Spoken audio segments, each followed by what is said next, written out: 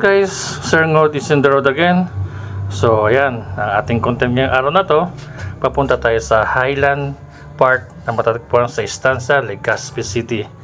So itong way na to, ito yung way patungo doon, kaya tingnan nyo, panoorin nyo at subaybayan nyo ko ang way papunta doon sa aking i-content ngayong araw na to. Let's go!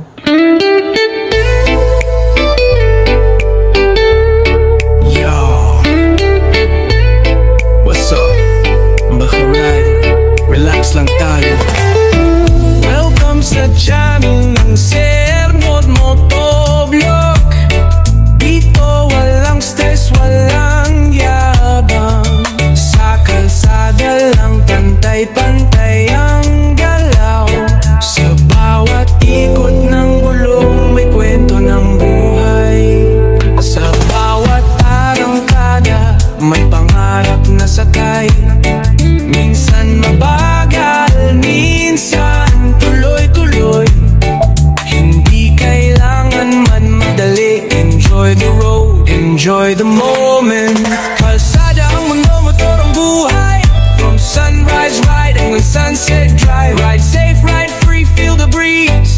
Good vibes only, easy lang just be. Kasama kita sa long ride, kasama sa short trip.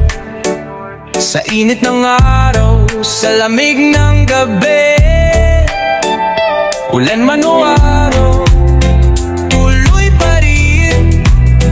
Dahil sa bawat biyahe may aral na bitbitin. Walang kompetensya, walang inggitan. Respect sa kapwa, yun ang tunay na yaman.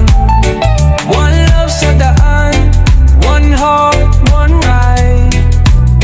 Music sa tenga, problema ay slide. This is not just a vlog, it's a way of life. Slow down, breathe in, everything's alright. Sir Ngod Motovlog hanggang dulo ng kalsada. Kita-kits mga karide. Let's ride slow, ride safe.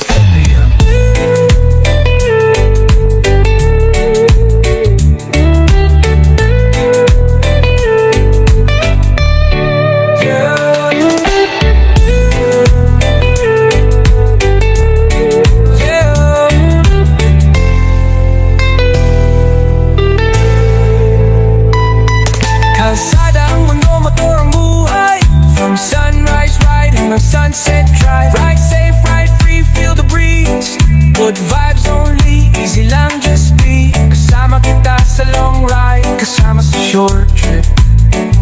Sa init ng araw, sa lamig ng gabi. Ulan man o araw, tuloy pa rin. Dahil sa bawat biyahe may aral na bitbitin.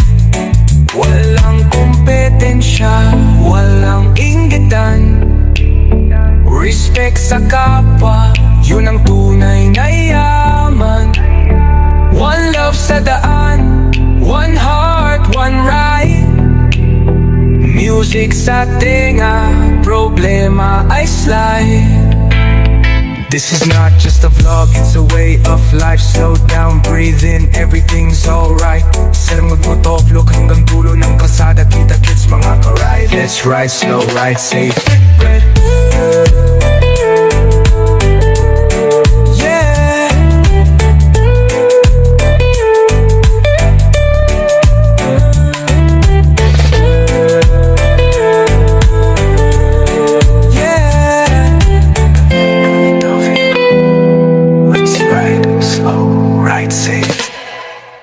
So ayan guys, malapit na tayo sa Highland Park.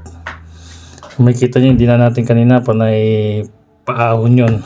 Kasi nga sa pinakatuktok na to, kumbaga sa bundok na sa pinakaibabaw na tayo. So ito yung Highland Park.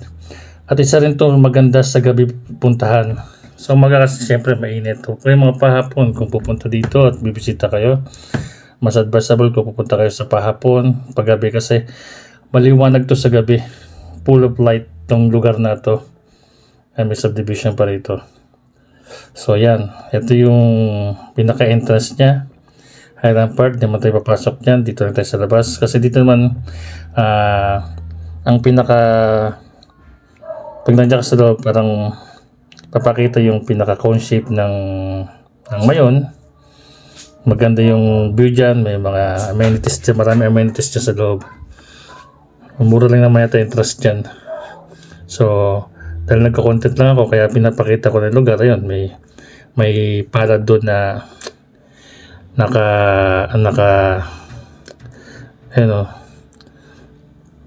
Ito yung mga ano niya. Ito yung mga, hello, Sir God is here. So, ayan. Medyo maulap, sayang at hindi natin kita dito na maayos yung pinakamayon kasi nga maulap ang tuktok. Pero alam ko niyan, nagbubugas siya ng mga asphalt diyan ng time na yan. So, ayan ang Linyon Hill, makikita niyo tapos buong entire Legazpi. Kasi nandito tayo sa taas, kaya kitang-kita natin yung view. Lapit pa akong Bahagya para at least makita niyo lalo, no. So, ayan yan yung kabuuan ng Highland part. So, kapakita ko sa picture pinakaganda niya. So, dahil sa maaga pa ngayon, hindi pa kagandahan kung bibisita ka dyan. Pero pwede naman. Pero pinaka-the best ng bisita dyan hapon. Ang ganda, malamig taga dito. Tapos maraming ilaw. Pinuntin ko lang to para makita yung pinakatuktok ng mayon. Kasi nandito na rin naman ako, kaya dinaanan ko na rin. Sa Barangay Estancia. Ayan kita nyo. Ayan ang Linyon Hill. Diyada na natin lagi pag nagko-content tayo doon sa may large statue, giant statue. Lugar to sa Sir God, pasilip-silip lagi. So, ayan yung entire Legazpi. Makikita nyo na din sa taas.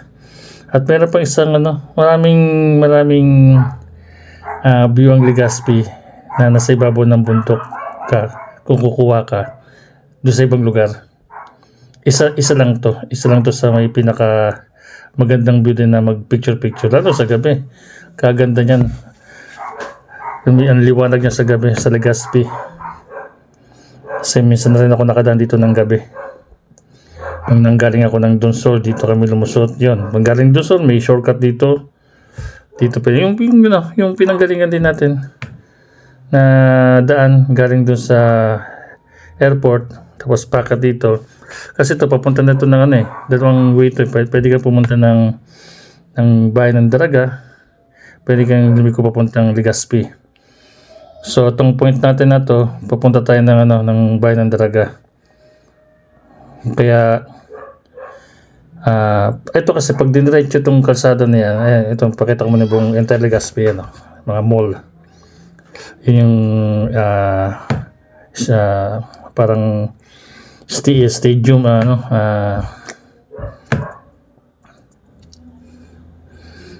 kita mo yung pinakadagat na rin. So ito pala guys, yung gusto ko sabihin sa Linyon Hill.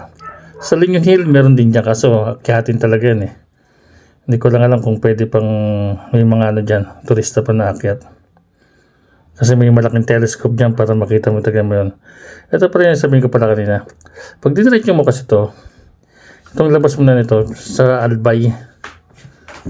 Yan. Ilang ulit kong tinutok-tok kasi nagaganda taga ako sa tok-tok na ito. Diba? Ayan Lalo sa gabi, ang ganda dyan. Wow! Sa liwanag ng mga ilaw nila.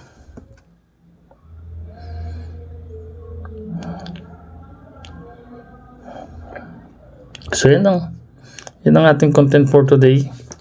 Isa sa mga pasyalan dito sa Legazpi, ang Highland Park. So kung magagawin kayo dito, kita nyo yung galaw ng mga dahon, talagang asin malamig kasi nasa tuktok. Diga? So ito, tutuloy ko na yung sabi ko kanina, lagi na dot. Pag dumiretso ko doon, ang labas ko niyan, Albay, doon sa pinaka Kapitolyo, sa City Hall. Kag diniretso natin yung danata. Pero kasi nga ang way ko ngayon, papunta ako ng Daraga. Kaya liliko ako doon sa dinaanan natin kanina. Or doon sa isang panglanan. Pwede pa. Kasi dalawang daanan dito. Kaya hindi ka basta na sa daanan, marami siyang lusot-lusutan. Pag hindi ka familiar, check the Google Map. Pero kung familiar ka naman, syempre alam mo yung lilikuan mo. So ako dumaan ako dito sa unang daanan kasi yung dinanan ko nung pagkakapakit sa pangalawa. Dito ako sa unang daanan na pwedeng ano din. Yan. Yan naman.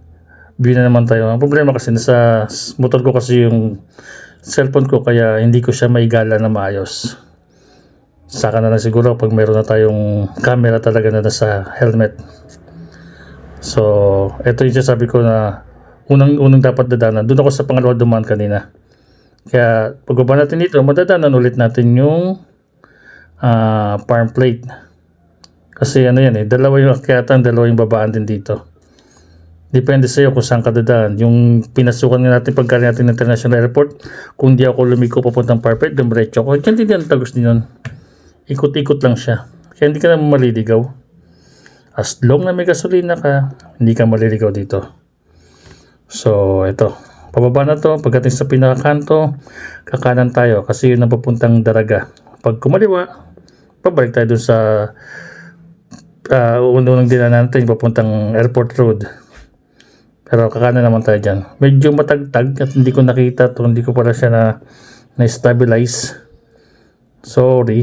Kasi nga nilabas ko yung cellphone kanina. Tinanggal ko sa holder kaya kahit ako naduduling ngayon sa galaw ng aking camera. Or depende siguro kasi dahil sa daanan.